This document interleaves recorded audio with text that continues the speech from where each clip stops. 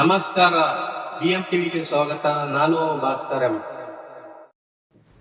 ಮಾಧ್ಯಮದ ವೃತ್ತಿಯಲ್ಲಿ ಇರುವಂತಹ ಇತಿಮಿತಿಗಳು ಏನು, ಮತ್ತೆ ಮಾಧ್ಯಮದವರಿಗೆ ತಾವು ಮಾಡುವಂತಹ ಪ್ರಸಾರ ಮಾಡುವಂತಹ ಬರವಣಿಗೆ ಆಗಿರ್ಬೋದು ಅಥವಾ ಡಿಜಿಟಲ್ ಚಿತ್ರಣ ಆಗಿರ್ಬೋದು ಯಾವ್ದ್ಯಾವ್ದು ಗಮನದಲ್ಲಿ ಇರಬೇಕಾಗುತ್ತೆ, ಮತ್ತೆ ಸಾಮಾಜಿಕ ಜವಾಬ್ದಾರಿಗಳು ಏನೇನಿದೆ, ಸೊ ಇವನ್ನೆಲ್ಲವನ್ನ ನಾವು ವಿಶ್ಲೇಷಣೆ ಮಾಡ್ಬೇಕಾಗುತ್ತೆ. ಸೊ ಫಸ್ಟ್ ನಮ್ಮಲ್ಲಿ ಸಂವಿಧಾನದಲ್ಲಿ ಪತ್ರಿಕಾ ಸ್ವಾತಂತ್ರ್ಯ ಅಂತೇಳಿ ಎಲ್ಲಿ ಮೆನ್ಷನ್ ಮಾಡಿದ್ರು, ಆದರೆ ಪತ್ರಕರ್ತರಿಗೆ ಆರ್ಟಿಕಲ್ 19 ಕ್ಲಾಸ್ 1 ಕ್ಲಾಸ್ ಎ ಏನಿದೆ ಹೇಳಿ, freedom of speech and expression, walk ಸ್ವಾತಂತ್ರ್ಯ ಮತ್ತು ಅಭಿವ್ಯಕ್ತಿ ಸ್ವಾತಂತ್ರ್ಯವನ್ನ ಕೊಟ್ಟಿದ್ದಾರೆ. ಆ ವಾಕ್ ಸ್ವಾತಂತ್ರ್ಯ ಮತ್ತು ಅಭಿವ್ಯಕ್ತಿ ಸ್ವಾತಂತ್ರ್ಯದ ಅಡಿಯಲ್ಲೇನೆ ಈ ಪತ್ರಿಕಾ ಸ್ವಾತಂತ್ರ್ಯ ಅಡಗಿದೆ. ಸೊ ನಿಮ್ದು ಫಂಡಮೆಂಟಲಿ ನಿಮ್ಮ ಎಕ್ಸಿಸ್ಟೆನ್ಸ್ ಎಲ್ಲಿದೆ ಅಂತಂದ್ರೆ article 19 class 1 class A walk ಸ್ವಾತಂತ್ರ್ಯ ಮತ್ತು ಅಭಿವ್ಯಕ್ತಿ ಸ್ವಾತಂತ್ರ್ಯದಲ್ಲಿದೆ. ಆದರೆ ಪ್ರಶ್ನೆ ಏನು ಬರುತ್ತೆ ಅಂತಂದ್ರೆ, ಈ ವಾಕ್ ಸ್ವಾತಂತ್ರ್ಯ ಮತ್ತು ಅಭಿವ್ಯಕ್ತಿ ಸ್ವಾತಂತ್ರ್ಯ ಈ ಆಧುನಿಕ ಕಾಲದಲ್ಲಿ ಡಿಜಿಟಲ್ ಯುಗದಲ್ಲಿ ಸಾಮಾಜಿಕ ಜಾಲತಾಣಗಳ ಅಬ್ಬರದಲ್ಲಿ ಯಾವ ರೀತಿ ಇದನ್ನ ಇಂಟರ್ಪ್ರೇಟ್ ಮಾಡ್ಬೇಕಾಗುತ್ತೆ ಅಂತಂದ್ರೆ, ಇತ್ತೀಚೆಗೆ ಐ ಥಿಂಕ್ 2 days ಬ್ಯಾಕ್ ನೀವು ಕನ್ನಡಪ್ರಭ ಯಾರಾದ್ರೂ ಓದಿದ್ರೆ ನಿಮಗೆ ಗೊತ್ತಾಗುತ್ತೆ, Karnataka high court justice Nagaprasanna sir ಅವರು ಇದ್ದಂತ ಬೆಂಚು ಇತ್ತೀಚೆಗೆ ಕೇಂದ್ರ ಸರ್ಕಾರ ಸೋಷಿಯಲ್ ಮೀಡಿಯಾ ಇಂಟರ್ಮೀಡಿಯರೀಸ್ ಅಂತಂದ್ರೆ ಯಾರ್ಯಾರು ಫೇಸ್ಬುಕ್, ಟ್ವಿಟರ್ ಆಗಿರ್ಬೋದು, ಎಕ್ಸ್ ಆಗಿರ್ಬೋದು, ವಾಟ್ಸ್ಆಪ್ ಆಗಿರ್ಬೋದು, ಇವೆಲ್ಲ ಸೋಷಿಯಲ್ ಮೀಡಿಯಾ ಪ್ಲಾಟ್ಫಾರ್ಮ್ಸ್. ಅಲ್ಲಿ ಯಾರೇ ಏನೇ ಬಂದು ಮಾತಾಡಿದ್ರು ನಡೆಯುತ್ತೆ ಅನ್ನೋದು ಕಷ್ಟ.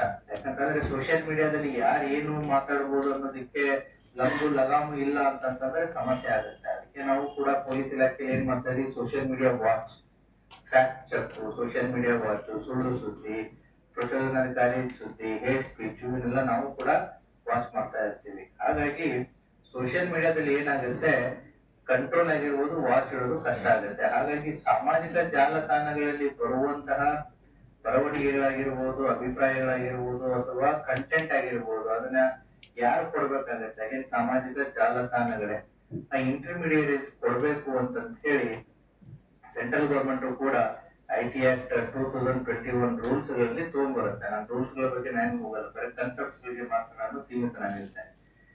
ಸೊ ತಂದಾಗ ಏನಾಗುತ್ತೆ, ಈಗ ಎಕ್ಸ್ ಟ್ವಿಟರ್ ಏನಿದೆ ಅದನ್ನ ಚಾಲೆಂಜ್ ಮಾಡುತ್ತೆ ಕರ್ನಾಟಕ ಹೈಕೋರ್ಟ್ದಲ್ಲಿ.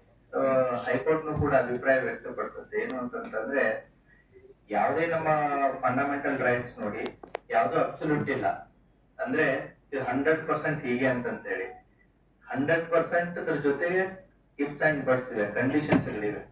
ಸೊ ಹಾಗಾಗಿ ಏನು ಹೈಕೋರ್ಟ್ ಏನ್ ಎಕ್ಸ್ಪ್ರೆಸ್ ಮಾಡುತ್ತೆ ಅಂತಂದ್ರೆ, there needs to be some mechanism to regulate social media ಅಂತ ಹೇಳಿದೆ. So I will go through it. So ಅದೇ ರೀತಿ ಕೂಡ ನಿಮ್ಗೇನು ಆರ್ಟಿಕಲ್ 19 ಕ್ಲಾಸ್ 1 ಎ ದಲ್ಲಿ ತಾವೇನ್ ಪತ್ರಿಕಾ ಸ್ವಾತಂತ್ರ್ಯವನ್ನ ಪಡೆದಿದ್ದೀರಾ, ಅದು ಅಬ್ಸಲ್ಯೂಟ್ ಇಲ್ಲ.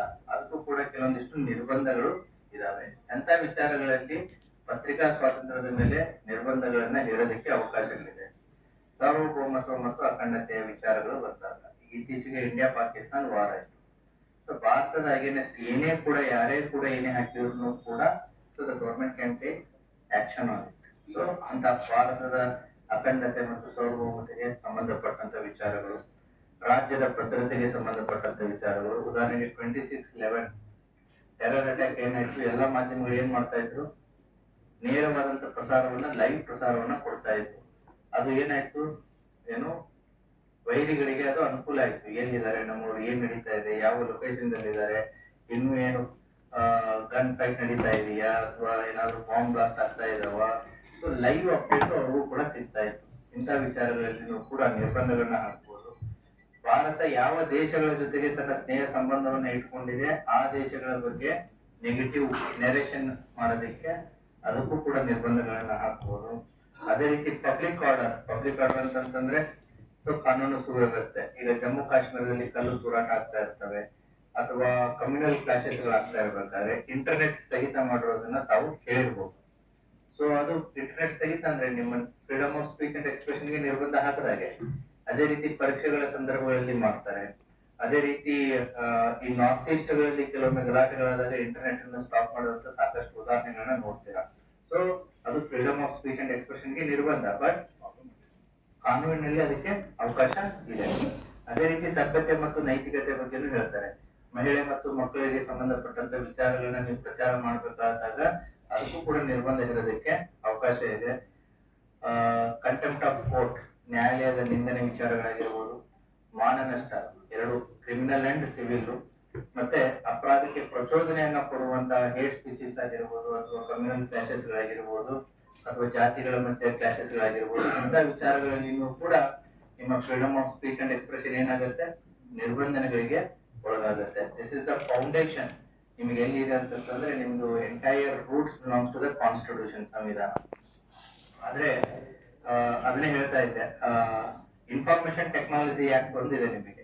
ಇನ್ಫಾರ್ಮೇಶನ್ ಟೆಕ್ನಾಲಜಿ ಆಕ್ಟ್ ಬಗ್ಗೆ ನಿಮಗೆ ಅರಿವು ಇರೋದು ಬಹಳ ಇಂಪಾರ್ಟೆಂಟ್ ಇದೆ. ಒಂದು ಸಂವಿಧಾನದಲ್ಲಿ ನಿಮ್ದು ಹಕ್ಕುಗಳು ಎಲ್ಲಿದೆ ಮತ್ತೆ ನಿಮ್ಗೆ ನಿರ್ಬಂಧಗಳು ಏನಿದೆ ಅಂತ ಗೊತ್ತಾಯ್ತು. ಇನ್ನ IT act, information technology act 2000 ನಲ್ಲಿ ಜಾರಿ ಬರುತ್ತೆ. ಇನ್ಫಾರ್ಮೇಶನ್ ಟೆಕ್ನಾಲಜಿ ಆಕ್ಟ್ ಅಲ್ಲಿ ಸ್ಟಾರ್ಟಿಂಗ್ ಅದು ಎದಕ್ಕೆ ಸ್ಟಾರ್ಟ್ ಮಾಡಿದ್ರು ಅಂದ್ರೆ ಕಾಮರ್ಸ್ ಮತ್ತೆ ಆಡಳಿತಕ್ಕೆ ಅಂತೇಳಿ ಪ್ರಾರಂಭ ಮಾಡಿದ್ರು. ಬಟ್ ಕಾಮರ್ಸ್ ಮತ್ತೆ ಆಡಳಿತ ಈಗ ಮತ್ತೆ ಹಲವಾರು ಚಾಲೆಂಜಸ್ ಗಳನ್ನ ಕೊಟ್ಟಿದೆ. ಸಾಮಾಜಿಕ ಜಾಲತಾಣಗಳು ಬಂದು, ಸಾಮಾಜಿಕ ಜಾಲತಾಣಗಳಲ್ಲಿ ಯಾರು ಹೇಗ್ ಬೇಕು ತಮ್ಮ ಅಭಿಪ್ರಾಯಗಳನ್ನ ವ್ಯಕ್ತಪಡಿಸೋದಕ್ಕೆ ಸ್ಟಾರ್ಟ್ ಮಾಡಿದ್ರು. ಉದಾಹರಣೆಗೆ ಬಾಲ್ ಠಾಕ್ರೆ ಅವರು ನಿಧನ ಹೊಂದಿದಾಗ ಮಹಾರಾಷ್ಟ್ರದಲ್ಲಿ ಬಾಂಬೆದಲ್ಲಿ ಏನಾಯ್ತು, ಸೆಕ್ಷನ್ 66A ಅಡಿಯಲ್ಲಿ ಪ್ರಕರಣ ದಾಖಲಾಗಿ ಒಬ್ರು ಲೇಡಿನ ಅರೆಸ್ಟ್ ಮಾಡ್ತಾರೆ. ಸೊ ಅದು ಅಪ್ ಟು ಸುಪ್ರೀಂ ಕೋರ್ಟ್ ವರೆಗೂ ಹೋಗ್ಬಿಟ್ಟು ಏನು ಅದು ಜಜ್ಮೆಂಟ್ ಬರುತ್ತೆ. ಸೆಕ್ಷನ್ 66A ಏನ್ ಹೇಳುತ್ತೆ ಅಂತಂದ್ರೆ, ಆನ್ಲೈನ್ ದಲ್ಲಿ ಯಾರೇ ಅಭಿಪ್ರಾಯ ವ್ಯಕ್ತಪಡಿಸಿದ್ರು ಕೂಡ ಆ ಅಭಿಪ್ರಾಯ ನಿಮ್ಗೆ ಇಷ್ಟ ಇಲ್ಲ ಅಂತ ಹೇಳ್ಬಿಟ್ಟು ಕೇಸ್ ಮಾಡಿ ಅವ್ರನ್ನ ಒಳಗ್ ಹಾಕಕ್ಕಾಗಲ್ಲ. ಸೊ ಅದೊಂದು ಪ್ರೊವಿಷನ್ ಇತ್ತು. ಏನು ಅಂತಂದ್ರೆ ಆ ವ್ಯಕ್ತಪಡಿಸಿದಂತ ಅಭಿಪ್ರಾಯ ಯಾರೋ ಒಬ್ರಿಗೆ ಇಷ್ಟ ಆಗ್ಲಿಲ್ಲ, ಮಾಡ್ಲಿಲ್ಲ ಅಂತಂದಾಗ ಸೊ ಅದ್ರ ಮೇಲೆ ಕೇಸ್ಗಳನ್ನ ಹಾಕಿ ಅವಾಗ ಅರೆಸ್ಟ್ ಮಾಡುವಂತದ್ದು ಒಂದ್ ಸ್ವಲ್ಪ ಇತ್ತು. ಇದು freedom of speech and expression ಗೆ ಅಡ್ಡಿ ಬರುತ್ತೆ ಅಂತ ಹೇಳಿ ಸೆಕ್ಷನ್ 66A ಅನ್ನ ತೆಗೆದು ಹಾಕಿದೆ. ಅದೇ ರೀತಿ ಕೂಡ IT ಆಕ್ಟ್ ಅಲ್ಲಿ ಕೂಡ ನಿಮ್ಗೊಂದು ಕೆಲವೊಂದಿಷ್ಟು ನಿರ್ಬಂಧಗಳನ್ನು ಇದೆ, ನಾನು ಹೇಳ್ತೀನಿ ಮುಂದೆ ಬಂದಾಗ. ಅದು ಏನಾಯ್ತು, ಕಾಮರ್ಸ್ ಆಡಳಿತ ಆಯ್ತು, ನಿಮಗೆ ಸಾಮಾಜಿಕ ಜಾಲತಾಣಗಳದ್ದು ಒಂದು ಚಾಲೆಂಜ್ ಬಂತು. ಈಗ ಸೈಬರ್ ಫ್ರಾಡ್ಸ್ ಗಳದ್ದು ಕೂಡ ಚಾಲೆಂಜಸ್ ಬಂದಿದೆ. ಹಾಗಾಗಿ IT ಆಕ್ಟ್ ಏನಾಗ್ತಾ ಇದೆ, ಬದಲಾವಣೆ ಆಗ್ತಾ ಇದೆ. IT ಆಕ್ಟ್ ಗೆ ಈ 66 ಯಾವುದು ಸೆಕ್ಷನ್ 66A ನಿಮಗೆ ಸಾಕಷ್ಟು ಮಾಧ್ಯಮಗಳಿಗೆ ತೊಂದರೆ ಕೊಡುವಂತ ಸಾಧ್ಯತೆಗಳಿತ್ತು. ಅದನ್ನ ಸುಪ್ರೀಂ ಕೋರ್ಟ್ ತೆಗೆದು ಹಾಕಿದ ಮೇಲೆ, ಬಟ್ ಇದನ್ನ ಹಾಗೇನು ಬಿಡಕ್ಕಾಗಲ್ಲ. ಸಾಮಾಜಿಕ ಜಾಲತಾಣದಲ್ಲಿ ಯಾರು ಏನ್ ಬೇಕು ಹಾಕಕ್ಕೂ ಆಗಲ್ಲ. ಯಾಕಂತಂದ್ರೆ ದೇಶದ ಐಕ್ಯತೆ, ಸಮಗ್ರತೆ, ಕಾನೂನು ಸುವ್ಯವಸ್ಥೆ, ಇವೇನು 8 ವಿಚಾರಗಳನ್ನ ಹೇಳಿದ್ನಲ್ಲ, ನಿರ್ಬಂಧಗಳ ವಿಚಾರಗಳನ್ನ ಹೇಳಿದ್ನಲ್ಲ, ಈ 8 ವಿಚಾರಗಳ ಬಗ್ಗೆ ಯಾರು ಏನ್ ಬೇಕಾದ್ರೂ ಹಾಕಿದ್ರೆ ನಡೆಯತ್ತಾ? ಇಲ್ಲ, ನಡೆಯಲ್ಲ. ಅದಕ್ಕೆ ಏನ್ ಮಾಡ್ತು ಅಂತಂದ್ರೆ central government IT rules 2021 amendment ಮಾಡುತ್ತೆ. ಈಗೇನ್ ನಿಮಗೆ ಸಾಮಾಜಿಕ ಜಾಲತಾಣಗಳಿದಾವೆ ಅವರಿಗೆ ಆದಂತಹ ಸಾಮಾಜಿಕ ಜವಾಬ್ದಾರಿಗಳನ್ನ ಕೊಟ್ಟಿದ್ದಾರೆ. ಫೇಸ್ಬುಕ್ ಆಗಿರ್ಬೋದು, ಟ್ವಿಟರ್ ಆಗಿರ್ಬೋದು, ವಾಟ್ಸ್ಆಪ್ ಆಗಿರ್ಬೋದು, ಯಾರೇನೇ ಕಂಟೆಂಟ್ ಕ್ರಿಯೇಟ್ ಮಾಡಿದ್ರು ಕೂಡ, ಕಂಟೆಂಟ್ ಹಾಕಿದ್ರು ಕೂಡ ತನಿಖಾ ಸಂಸ್ಥೆಗಳಿಗೆ ಹಾಕದವ್ರದ್ದು ಟ್ರೇಸಬಿಲಿಟಿ, ಹಾಕದವರ ಮೂಲ ಏನು ಅನ್ನೋದೊಂದು ಪತ್ತೆ ಮಾಡಬೇಕಾಗಿರೋದು ಆ ಸೋಷಿಯಲ್ ಇಂಟರ್ಮೀಡಿಯರಿ, ಸಾಮಾಜಿಕ ಜಾಲತಾಣದ ಮಧ್ಯವರ್ತಿಗಳು ಅಂತ ಇರ್ತಾರೆ. ಅದರಲ್ಲಿನೂ ಕೂಡ ಅವ್ರದ್ದು ಏನು ಗ್ರೀವಿಯನ್ಸ್ ಆಫೀಸರ್ ಅಂತ ಇರ್ತಾರೆ, ಆಮೇಲೆ ಚೀಫ್ ಇನ್ಫಾರ್ಮೇಶನ್ ಆಫೀಸರ್ ಅಂತ ಇರ್ತಾರೆ. ಸೊ ಒಂದೊಂದು ಹೆರಾರ್ಕಿ ಮಾಡಿದ್ದಾರೆ ಇವಾಗ. ಸೊ ಅವರು ಅದಕ್ಕೆ ರೆಸ್ಪಾನ್ಸ್ ಕೊಡ್ಬೇಕಾಗತ್ತೆ ತನಿಖಾ ಸಂಸ್ಥೆಗಳಿಗೆ, ನಮ್ಗೆ ಗೊತ್ತಿಲ್ಲ ಅನ್ನಕ್ ಆಗಲ್ಲ. ಸೊ ಈ ರೀತಿಯಾದಂತಹ ಬದಲಾವಣೆಗಳು IT ಆಕ್ಟ್ ಅಡಿಯಲ್ಲಿ ಆಗಿದ್ದಾವೆ. ಅದು ಕೂಡ ನಿಮ್ಮ ಗಮನಕ್ಕೆ ಇರ್ಬೇಕಾಗುತ್ತೆ. ಸೊ ನಾನು ಇದನ್ನ ನಿಮಗೆ ಕಾನೂನು, ಒಂದು ಸಂವಿಧಾನ ಹೇಳಿದ್ರೆ ಒಂದು IT ಆಕ್ಟ್ ಇದೆ. ನೆಕ್ಸ್ಟ್ ಏನ್ ಬರುತ್ತೆ, ಮಾಧ್ಯಮ ಮತ್ತೆ ಕ್ರಿಮಿನಲ್ ಕಾನೂನು. ನಮಗೆ ಮತ್ತೆ ನಿಮಗೆ ಬರೋದು ಎಲ್ಲಿ ಅಂತ. ಸೊ ಕೆಲವೊಂದಿಷ್ಟು ವಿಚಾರಗಳು ನಿಮ್ಮ ಗಮನಕ್ಕೆ ಇರಬೇಕಾಗುತ್ತೆ. ಮುಂಚೆ ಸೆಕ್ಷನ್ 124A ಅಂತ ಇತ್ತು, ಸೆಡಿಷನ್ ಚಾರ್ಜಸ್, ದೇಶದ್ರೋಹ ಅಂತ ಹೇಳಿ. ಬಟ್ ಹೊಸ ಕಾಯ್ದೆ IPC ಅಲ್ಲಿ ಇತ್ತು, BNS ಅಡಿಯಲ್ಲಿ ಅದನ್ನ ಡಿಲೀಟ್ ಮಾಡ್ತು. ಯಾಕಂತಂದ್ರೆ ದೇಶದ್ರೋಹ ಕಾಯ್ದೆ ಬ್ರಿಟಿಷರು ಭಾರತದ ಸ್ವಾತಂತ್ರ್ಯ ಚಳವಳಿಯನ್ನ ಹತ್ತಿಕ್ಕಲು ತಂದಂತ ಒಂದು ಕಾಯ್ದೆ ಆಗಿತ್ತು. ಸೆಕ್ಷನ್ 124 ಎಡಿಷನ್ ದೇಶದ್ರೋಹ ಅಂತ ಹೇಳಿ. ಬಟ್ ಇವತ್ತಿನ ಸಂದರ್ಭದಲ್ಲಿ ಅದರದ್ದು ವ್ಯಾಲಿಡಿಟಿ ಇಲ್ಲ ಅಂತ ಹೇಳಿ ಈಗ ಹೊಸದಾಗಿ ಏನ್ ಕಾನೂನು ಬಂತು. ಅವಾಗ ಸ್ವಾತಂತ್ರ್ಯ ಚಳವಳಿಯಲ್ಲಿ ಬರೀ ಸ್ವಾತಂತ್ರ್ಯ ಹೋರಾಟಗಾರನಷ್ಟೇ ಅಲ್ಲ, ಅವಾಗ ಇದ್ದಂತ ಪತ್ರಿಕಾ ಸ್ವಾತಂತ್ರ್ಯವನ್ನ ಕೂಡ ಹತ್ತಿಕ್ಕಲು ಕೂಡ ಇದು ಸೆಡಿಷನ್ ಚಾರ್ಜಸ್ ಯೂಸ್ ಮಾಡ್ತಿದ್ರು. ಸೊ ಇವಾಗ ಇರ್ರೆಲೆವೆಂಟ್ ಇದೆ, ಹಾಗಾಗಿ ಅದನ್ನ ತೆಗೆದು ಹಾಕಿದ್ದಾರೆ. ಬಟ್ 153A ಬಗ್ಗೆ ನೀವು ಬಹಳ ಕೇಳಿರ್ತೀರಾ, ಏನು ಪ್ರಮೋಟಿಂಗ್ ಎನಿಮಿಟಿ ಬಿಟ್ವೀನ್ 2 ಗ್ರೂಪ್ಸ್, ಜಾತಿ, ಧರ್ಮ, ಹುಟ್ಟು, ಸ್ಥಳ ಇವರ ಆಧಾರದ ಮೇಲೆ ಏನು ಅದನ್ನ ಜಗಳ ಹಚ್ಚುವಂತ ಒಂದು ಕೆಲಸ 153A ದಲ್ಲಿ ಬರುತ್ತೆ. ಅದು 153A ಏನಾಗಿದೆ 196 BNS ಆಗಿದೆ. ಬರೀ ಅವ್ರ ಮೇಲೆ ಅಷ್ಟೇ ಅಲ್ಲ, ಮಾತಾಡೋರ ಮೇಲೆ ಕೆಲವೊಮ್ಮೆ ಮಾಧ್ಯಮದಲ್ಲಿ ಬರುವಂತಹ ಆಂಕರ್ಸ್ ಆಗಿರ್ಬೋದು, ಅಭಿಪ್ರಾಯ ಆಗಿರ್ಬೋದು, ಇವುಗಳನ್ನ ಏನ್ ಕೊಡ್ತಾ ಇರ್ತಾರೆ ಅದು ಬಹಳ ಎಚ್ಚರಿಕೆಯಿಂದ ಕೊಡ್ಬೇಕಾಗ್ತಾ ಇರುತ್ತೆ. ಅದೇ ರೀತಿ ಧಾರ್ಮಿಕ ಭಾವನೆಗಳಿಗೆ ಧಕ್ಕೆ ತರುವಂತದ್ದು, ಧಾರ್ಮಿಕ ಭಾವನೆಗಳಿಗೆ ಧಕ್ಕೆ ತರುವಂತದ್ದು 295 IPC ಇತ್ತು, ಇವಾಗ ಅದು 299 BNS ಅಂತ ಆಗಿದೆ. ಅವೇನ್ ಸೆಕ್ಷನ್ಸ್ ಗಳು ನಿಮಗೆ ನೆನ್ಪಿಟ್ಕೋಬೇಕಂತಿಲ್ಲ, ಬಟ್ ನಾನು ಹೇಳ್ತಾ ಇರೋದು ರಿಲಿಜಿಯಸ್ ಭಾವನೆಗಳಿಗೆ ಧಕ್ಕೆ ತರುವಂತ ವಿಚಾರಗಳಲ್ಲಿ ಆಗಿರ್ಬೋದು. ಸೊ ಅದೇ ರೀತಿ ಕೂಡ ಮ್ಯಾಕ್ಸಿಮಮ್ ಪತ್ರಕರ್ತರು ಮಿಸ್ಟೇಕ್ ಎಲ್ಲಿ ಆಗುತ್ತೆ ಅಂತಂದ್ರೆ ನಿಮ್ಮ ಪತ್ರಿಕೋದ್ಯಮದಲ್ಲಿ ಆಗೋದು ಡಿಫೆಮೇಷನ್ಸ್. ಈ ಡಿಫೆಮೇಷನ್ ಅನ್ನ ಸರಿಯಾಗಿ ಅರ್ಥ ಮಾಡ್ಕೋಬೇಕಾಗತ್ತೆ. ಡಿಫೆಮೇಷನ್ 2 ರೀತಿ ಇದೆ, ಒಂದು ಸಿವಿಲ್ ಇನ್ ನೇಚರ್, ಒಂದು ಕ್ರಿಮಿನಲ್ ಇನ್ ನೇಚರ್. ನಾವು ಈಗ ಮುಂಚೆ ಅಫೆನ್ಸಸ್ ಗಳನ್ನ ಹೇಳಿದ್ಮೇಲೆ ಅದಕ್ಕೆ ಪನಿಷ್ಮೆಂಟ್ ಇದೆ, ಎಷ್ಟು 3 ವರ್ಷದವರೆಗೂ ಪನಿಷ್ಮೆಂಟ್, ಫೈನ್ ಅಥವಾ 2 ಕೂಡ ಇದೆ. ಅದೇ ರೀತಿ ಈ ಕ್ರಿಮಿನಲ್ ಡಿಫೆಮೇಷನ್ ಏನಿದೆ, ಕ್ರಿಮಿನಲ್ ಡಿಫೆಮೇಷನ್ ದಲ್ಲಿ ಅಗೇನ್ ಶಿಕ್ಷೆ ಕೊಡಬೇಕು ಅಂತಂದ್ರೆ ಹೋರಾಟ ಮಾಡೋದಾಗುತ್ತೆ. ಅದೇ ರೀತಿ ಸಿವಿಲ್ ಡಿಫೆಮೇಷನ್ ಆದ್ರೆ ಆತನ ಪ್ರತಿಷ್ಠೆಗೆ ತಂದಿರುವಂತಹ ಧಕ್ಕೆಗೆ ನಿಮ್ಮಿಂದ ಕಂಪನ್ಸೇಷನ್ ಅನ್ನ ಕ್ಲೇಮ್ ಮಾಡೋದಕ್ಕೂ ಕೂಡ ಅವಕಾಶ ಇದೆ. ಸೊ ಹಾಗಾಗಿ ನೀವು ಬರೆಯುವಂತಹ ಬರಹ ಆಗಿರ್ಬೋದು, ಅಭಿಪ್ರಾಯ ಆಗಿರ್ಬೋದು, ಫ್ಯಾಕ್ಟ್ಸ್ ಗಳ ಮೇಲೆ, ಆಮೇಲೆ ಕೋರ್ಟ್ ಜಡ್ಜ್ಮೆಂಟ್ ಗಳ ಮೇಲೆ ಅಥವಾ ಕಾಂಪಿಟೆಂಟ್ ಅಥಾರಿಟಿ ಕೊಡುವಂತಹ ಹೇಳಿಕೆಗಳ ಮೇಲೆ ಇರಬೇಕೇ ಹೊರತು ಅದನ್ನ ಬಿಟ್ಟು ಔಟ್ ಆಫ್ ಸ್ಕೋಪ್ ಇದ್ದಾಗ ಯಾವುದು ಯಾವ ರೀತಿ ಡಿಫೆಮೇಷನ್ ಆಗುತ್ತೆ ಅನ್ನೋದು ಆ ವ್ಯಕ್ತಿಯ ಪ್ರತಿಷ್ಠೆ ಮತ್ತು ಫ್ಯಾಕ್ಟ್ಸ್ ಗಳ ಮೇಲೆ ಡಿಪೆಂಡ್ ಆಗುತ್ತೆ. ಸೊ ಹಾಗಾಗಿ ತಾವು ಯಾವುದೇ ಒಂದು ಸುದ್ದಿ ಪ್ರಸಾರ ಮಾಡ್ತಿರ್ಬೇಕಾದ್ರೆ ಒಬ್ಬ ಇಂಡಿವಿಜುವಲ್ ಬಗ್ಗೆ, ಪರ್ಟಿಕ್ಯುಲರ್ಲಿ ಒಂದು ಸಂಸ್ಥೆಯ ಬಗ್ಗೆ ಮಾಡ್ತಿರ್ಬೇಕಾದ್ರೆ ನೀವನ್ನೆಲ್ಲ ಗಮನಗಳಲ್ಲಿ ಇಟ್ಕೋಬೇಕಾಗುತ್ತೆ. ನೀವು ಪ್ರಸಾರ ಮಾಡ್ತಾ ಇರುವಂತಹ ವಿಚಾರ ಆತರ ವೈಯಕ್ತಿಕ ಪ್ರತಿಷ್ಠೆಗೆ ಸಂಬಂಧಪಟ್ಟದ್ದಿದೆಯಾ ಒಂದೆದ್ದು. ಎವನ್ ವೈಯಕ್ತಿಕ ಪ್ರತಿಷ್ಠೆಗೆ ಸಂಬಂಧಪಟ್ಟದ್ದಿತ್ತು ಅಂತಂದ್ರೂ ಕೂಡ ಅದು ಲಾಜಿಕಲ್ ಆಗಿ ಕೋರ್ಟ್ ಜಡ್ಜ್ಮೆಂಟ್ ಯಂತ್ರ ಆಗಿರ್ಬೋದು ಅಥವಾ ಫ್ಯಾಕ್ಟ್ಸ್ ಯಂತ್ರ ಆಗಿರ್ಬೋದು ಅಥವಾ ಕಾಂಪಿಟೆಂಟ್ ಅಥಾರಿಟಿ ಯಂತ್ರ ಏನಾದ್ರು ಹೇಳಿಕೆ ಬಂದಿದೆಯಾ ಅದನ್ನ ಮಾತ್ರ ತಾವು ಬರೆಯೋದಕ್ಕೆ ಅವಕಾಶ ಇರುತ್ತೆ. ಅದನ್ನ ಬಿಟ್ಟು ಏನಾದ್ರು ಔಟ್ ಆಫ್ ಸ್ಕೋಪ್ ಹೋದಾಗ ದಿಸ್ ಡಿಫೆಮೇಷನ್ ಅಟ್ರಾಕ್ಟ್ ಆಗ್ತಾ ಇರುತ್ತೆ. ಹಾಗಾಗಿ ಪರ್ಟಿಕ್ಯುಲರ್ಲಿ ಕೆಲವೊಂದು ಪತ್ರಿಕೆಗಳಲ್ಲಿ ಡಿಫೆಮೇಷನ್ ಇಸ್ ಕಾಮನ್ ಆಗಿಬಿಟ್ಟಿರುತ್ತೆ. ಸೊ ಇದು ಕೂಡ ತಮ್ಮ ಗಮನಕ್ಕೆ ಇರಬೇಕಾಗುತ್ತೆ. ಇದು ಬಿಟ್ರೆ ನೆಕ್ಸ್ಟ್ ಬರುತ್ತೆ ನಮಗೆ ಮೀಡಿಯಾ ಟ್ರಯಲ್ಸ್. ಸೊ ಇದು ಹಲವಾರು ಬಾರಿ ಚರ್ಚೆಗೆ ಬಂದಿದೆ, ಹಲವಾರು ಹೈಕೋರ್ಟ್ ಮತ್ತೆ ಸುಪ್ರೀಂ ಕೋರ್ಟ್ ವಿಚಾರಗಳಲ್ಲಿಯೂ ಕೂಡ ಮಾಧ್ಯಮನೇ ವಿಚಾರಣೆ ಮಾಡೋದಾಗ್ಲಿ ಅಥವಾ ಮಾಧ್ಯಮನೇ ತನಿಖೆ ಮಾಡೋದಾಗ್ಲಿ ಕೆಲವೊಂದಿಷ್ಟು ಘಟನೆಗಳಲ್ಲಿ ಅದು ಸಕ್ಸಸ್ ಆಗಿದೆ, ಕೆಲವೊಂದಿಷ್ಟು ಘಟನೆಗಳಲ್ಲಿ ಫೇಲ್ಯೂರ್ ಆಗಿದೆ. ಬಟ್ ಏನು ಅಂತಂತಂದ್ರೆ ಯಾವಾಗ ಒಬ್ಬ ನ್ಯಾಯಾಲಯ ಒಬ್ಬ ವ್ಯಕ್ತಿಯನ್ನ ದೋಷಿ ಅಂತಂತೇಳಿ ಏನು ಜಡ್ಜ್ಮೆಂಟ್ ಕೊಡುವವರೆಗೂ ಕೂಡ ಆತನನ್ನ ದೋಷಿ ಅನ್ನೋದಕ್ಕೆ ಕರೆಯಕ್ಕಾಗಲ್ಲ. ನಿಮ್ದು ಪತ್ರಿಕಾ ಸ್ವಾತಂತ್ರ್ಯ ಹೇಗಿದೆ ಅಲ್ಲ, ಎಲ್ಲಿದೆ ಆರ್ಟಿಕಲ್ 19 ಕ್ಲಾಸ್. ಆ ಒಂದು ಕಾರ್ಯಕ್ರಮ ಕೂಡ ಸಂಬಾಲ ಯೋಜನೆಯಲ್ಲಿ ಬರುತ್ತೆ.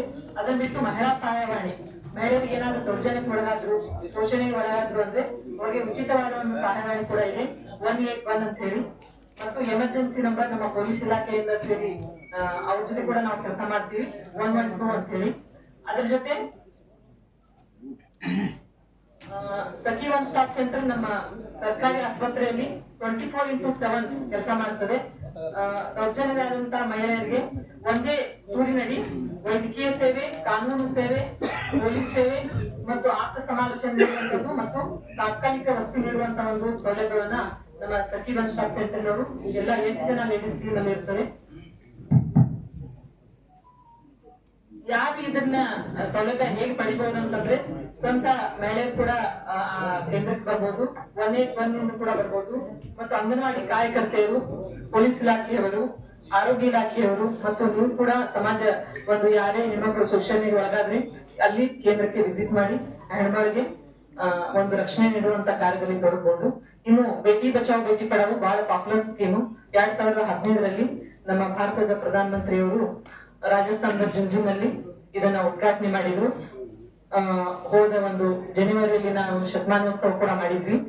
ಈ ಕಾರ್ಯಕ್ರಮದ ಉದ್ದೇಶ ಏನಪ್ಪಾ ಅಂತಂದ್ರೆ ಪ್ರತಿ ಹೆಣ್ಮಗು ಲಿಂಗಾನುಪಾತ ಸರಿಪಡಿಸುವಂತದ್ದು, ಹೆಣ್ಣು ಮಕ್ಕಳ ಹುಟ್ಟುಹಬ್ಬವನ್ನ ಆಚರಣೆ ಮಾಡುವಂತದ್ದು, ಹೆಣ್ಣು ಮಕ್ಕಳನ್ನ ಉಳಿಸುವಂತದ್ದು ಮತ್ತು ಅವರ ರಕ್ಷಣೆಗೆ ಸಂಬಂಧಪಟ್ಟಂತೆ ಖಾತ್ರಿಗೊಳಿಸುವುದು, ಹೆಣ್ಣು ಮಕ್ಕಳ ಶಿಕ್ಷಣವನ್ನ ಖಾತ್ರಿಗೊಳಿಸುವುದು, ಸುಮಾರು ಉದ್ದೇಶ ಗುರಿಗಳನ್ನ ಇಟ್ಕೊಂಡು ಈ ಬೇಟಿ ಬಚಾವ್ ಬೇಟಿ ಪಡಾವ್ ಕಾರ್ಯಕ್ರಮನ ನಾವು ಜಿಲ್ಲಾ ಮಟ್ಟದಲ್ಲಿ, ತಾಲೂಕಾ ಮಟ್ಟದಲ್ಲಿ, ಗ್ರಾಮ ಮಟ್ಟದಲ್ಲಿ ಎಲ್ಲಾ ಕಡೆನೂ ಹೆಣ್ಣು ಮಗುವಿನ ಒಂದು ಉಳಿವಿಗಾಗಿ ನಾವು ನಮ್ಮ ಇಲಾಖೆಯಿಂದ ಕಾರ್ಯವನ್ನು ನಿರ್ವಹಿಸ್ತಾ ಇದ್ದೀವಿ. ಅದೇ ರೀತಿ ನಮ್ಮಲ್ಲಿ ಮಿಷನ್ ಶಕ್ತಿಯಲ್ಲಿ ಸಾಮರ್ಥ್ಯ ಅಂತ ಒಂದು ಯೋಜನೆ ಇದೆ. ಆ ಉಪಯೋಜನೆಯಲ್ಲಿ ಫಸ್ಟ್ ಬರೋದು ಮಹಿಳಾ ಸಬಲೀಕರಣ ಘಟಕ ಅಂತೇಳಿ. ಯಾವುದೇ ಇಲಾಖೆಯಲ್ಲಿ ಮಹಿಳೆಯರ ಸಬಲೀಕರಣಕ್ಕಾಗಿ ಯಾವೆಲ್ಲ ಯೋಜನೆಗಳದಾವು ನಾವು ಲಿಂಗ ಸಂವೇದನೆ ಉಪನ್ಯಾಸ ಕೂಡ ಮಾಡ್ತೀವಿ. ಮತ್ತೆ ಬೇರೆ ಬೇರೆ ಇಲಾಖೆಯಲ್ಲಿರುವಂತ ಯೋಜನೆಗಳ ಬಗ್ಗೆ ಕೂಡ ಹೇಳ್ತೀವಿ. ಇದರ ಜೊತೆ ಬಹಳ ಪಾಪ್ಯುಲರ್ ಇರುವಂತ ಸ್ಕೀಮ್ ಪ್ರಧಾನ ಮಂತ್ರಿ ಮಾತೃವಂದನಾ ಯೋಜನೆ ಅಂತ ಹೇಳಿ. ಈ ಪ್ರಧಾನ ಮಂತ್ರಿ ಮಾತೃವಂದನಾ ಯೋಜನೆಯಲ್ಲಿ ಭಾರತದಲ್ಲಿ ಬಹುಸಂಖ್ಯಾತ ಮಹಿಳೆಯರು ಅಪೌಷ್ಟಿಕತೆಯಿಂದ ಬಳಲ್ತಾ ಇದ್ರು. ಅಪೌಷ್ಟಿಕತೆ ಮತ್ತು ರಕ್ತಹೀನತೆಯಿಂದ ಬಳಲುವ ಮಹಿಳೆಯರಿಗೆ ಸಹಜವಾಗಿ ಕಡಿಮೆ ತೂಕದ ಮಗು ಜನಿಸುವಂತ ಒಂದು ಸಾಧ್ಯತೆ ಇತ್ತು. ಅದನ್ನ ಗರ್ಭಿಣಿಯರು ಮತ್ತು ಹಾಲುಣಿಸುವ ತಾಯಂದಿರಿಗೆ ತಾಯಿ ಮತ್ತು ಮಗುವಿನ ಆರೋಗ್ಯ ಮತ್ತು ಪೋಷಣೆ ಸುಧಾರಿಸಲು ಅವರಿಗೆ ವೇತನ ನಷ್ಟಕ್ಕೆ ಪರಿಹಾರ ನೀಡುವಂತ ಒಂದು ಸ್ಕೀಮ್ ಇದು ಆಗಿದೆ. 2017ರಲ್ಲಿ ಜಾರಿಗೆ ಬಂತು. ಫಸ್ಟ್ ಮಗು ಮೇಲ್ ಇರ್ಲಿ ಫಿಮೇಲ್ ಇರ್ಲಿ 5,000 ಕಂತು ಕೊಡುವಂತದ್ದು ಗರ್ಭಿಣಿ ಮಹಿಳೆಯರಿಗೆ. ಇವತ್ತಿವನ್ ನಮ್ಮ ಡಿಸಿ ಸಾಹೇಬ್ರಿದ್ದವರು ಮಿಸಸ್ ಕೂಡ ನಾವು ಕೊಡುವಂತ ಯೋಜನೆ ಇದು ಆಗಿದೆ. ಇದಕ್ಕೆ BPL APL ಅಂತಿಲ್ಲ, ಸರ್ಕಾರಿ ನೌಕರಲ್ಲಿ ಇರ್ಬಾರ್ದಷ್ಟೇ ಹೆಣ್ಮಕ್ಳು. ಅವ್ರಿಗೆ ಫಸ್ಟ್ ಮಗುಗೆ 5,000 ಕೊಡುವಂತ 2 ಕಂತಲ್ಲಿ. ಫಸ್ಟ್ ಕಂತು 3,000, ಎರಡನೇ ಕಂತು 2,000. ಇನ್ನು ಮತ್ತೆ 2022ರಲ್ಲಿ ಇನ್ನೊಂದು ಜಾರಿಗೆ ತಂದ್ವಿ. ಅದೇನಂತಂದ್ರೆ ಎರಡನೇ ಮಗು ಹೆಣ್ಣು ಮಗು ಆಗಿದ್ರೆ ಹೆಣ್ಣು ಮಗುವಿನ ಒಂದು ಜನನಕ್ಕೆ ಉತ್ತೇಜನ ಸಿಗ್ಲಿ, ಹೆಣ್ಣು ಮಕ್ಕಳ ಸಂಖ್ಯೆ ಹೆಚ್ಚಾಗ್ಲಿ ಅಂತೇಳಿ 6,000 ಕೊಡುವಂತ ಒಂದು ಯೋಜನೆ ಕೂಡ ಪ್ರಧಾನ ಮಂತ್ರಿ ಮಾತೃವಂದನಾ ಯೋಜನೆ ಇದೆ. ಫಸ್ಟ್ ಒಬ್ಬ ಗರ್ಭಿಣಿ ತಾಯಂದಿರಿಗೆ 2 ಇದರಲ್ಲಿ 11,000 ಕೊಡುವಂತ ಒಂದು ಸೌಲಭ್ಯ ಕೂಡ ಪ್ರಧಾನ ಮಂತ್ರಿ ಮಾತೃವಂದನಾ ಯೋಜನೆಯಲ್ಲಿ ಇದೆ. ಅದೇ ರೀತಿ ನಮ್ಮಲ್ಲಿ ಶಕ್ತಿ ಸದನ ಅಂತ ಇದೆ. ಎಂಜರು ಅವರು ನಮ್ಮ ಇಲಾಖೆಯ ಒಂದು ಅನುದಾನದಲ್ಲಿ ನಡೀತಾ ಇದೆ. ಈ ಶಕ್ತಿ ಸದನ ಏನಂತಂದ್ರೆ ನಿರ್ಗತಿಕ ವಸತಿರಹಿತ ಮಹಿಳೆಯರು, ಈ ಕಡೆ ತಂದಿ ಮನೆ ಕಡೆನೂ ಯಾರು ಇರಂಗಿಲ್ಲ, ಈ ಕಡೆ ಗಂಡ ಮನೆಯಲ್ಲಿ ಯಾರು ಇರಂಗಿಲ್ಲ, ಅವ್ರಿಗೆ ಇರ್ಲಿಕ್ಕೆ ಜಾಗನೇ ಇಲ್ಲ. ಎಷ್ಟೋ ಸಲ ನಿಮ್ ಗಮನ ಕೂಡ ಅಂತ ಹೆಣ್ಮಕ್ಳು ಬಂದಿರ್ತಾರ. 18 ವರ್ಷ ಮೇಲ್ಪಟ್ಟವರು, 55 ವರ್ಷ ಒಳಪಟ್ಟವ್ರು ಯಾರಾದ್ರೂ ಆ ರೀತಿ ಇದ್ರಂದ್ರ ಅವ್ರಿಗೆ 3 ತಿಂಗಳಿಂದ 3 ವರ್ಷದವರೆಗೆ ವಸತಿಯನ್ನ ಉಚಿತವಾಗಿ ಕೊಡುವಂತ ವ್ಯವಸ್ಥೆ ಕೂಡ ನಮ್ಮ ಒಂದು ಈ ಮಿಷನ್ ಶಕ್ತಿ ಯೋಜನೆಯಲ್ಲಿ ಇದೆ. ನಾವು ಇದರಲ್ಲಿ ನೋಡ್ಬೋದು ಯಾವ್ಯಾವ ಯೋಜನೆಗಳು ವಸತಿ ನೀಡುವಂತದ್ದು, ಉಚಿತವಾಗಿ